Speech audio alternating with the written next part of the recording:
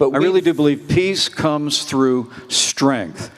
And the United States of America needs to continue to project strength. But let me say one last thing. But we've run out of ammunition, so we're sending them cluster bombs. So because we've sent our ammunition to Ukraine, which has not yet won the war, whatever that means, no one has defined it, but isn't that prima facie evidence that we have become weaker militarily by our support from Ukraine, or how am I missing something? Well, we're out of ammunition, so we're sending cluster bombs. Well, first off, since Joe Biden took office, he's been working to cut military spending.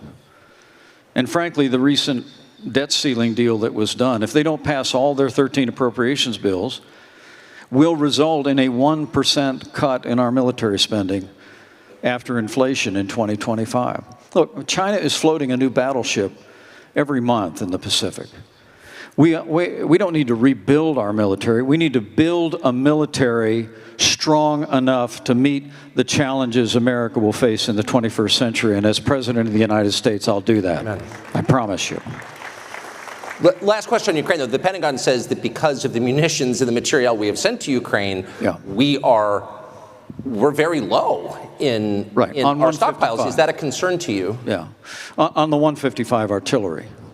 And I have no reason to disbelieve that. Look, it's the answer, though, is not to shrink from America's role as leader of the free world. The answer is to invest in our national defense. I really do believe that. Look, remember, in a year and a half, and again, we have a strong disagreement on that. Well, I'm not sure we do. That's okay. Well, that'd be great if we didn't. But let me say to you, we've made real progress there. Look, a year and a half ago, Russia had the second most powerful military in the world. Today, they have the second most powerful military in Ukraine. All right? That's progress. That's progress. And that's a result of what the United States and our allies have invested. But let me say one thing about Joe. Can I say one thing about Joe Biden on this? Okay. And I've been critical of him.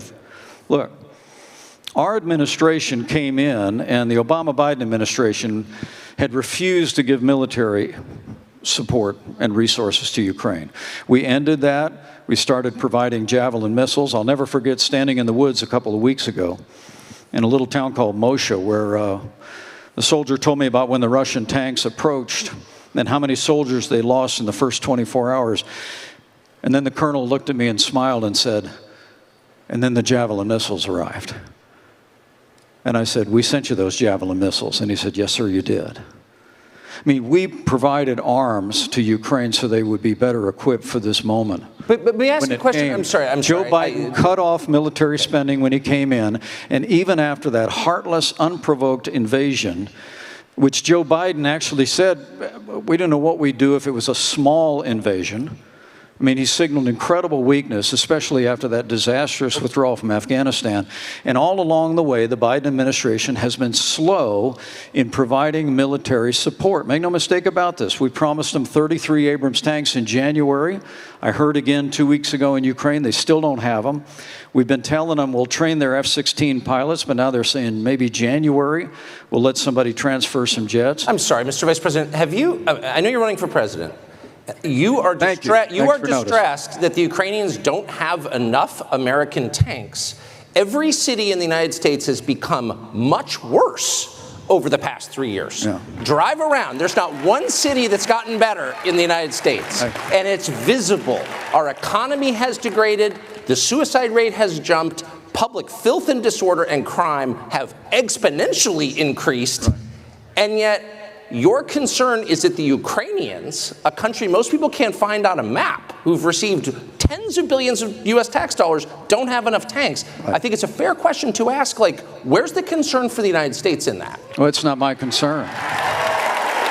Tucker, I've heard that routine from you before, but that's not my concern. I'm running for president of the United States because I think this country's in a lot of trouble. I think Joe Biden has weakened America at home and abroad. And as President of the United States, we're going to restore law and order in our cities.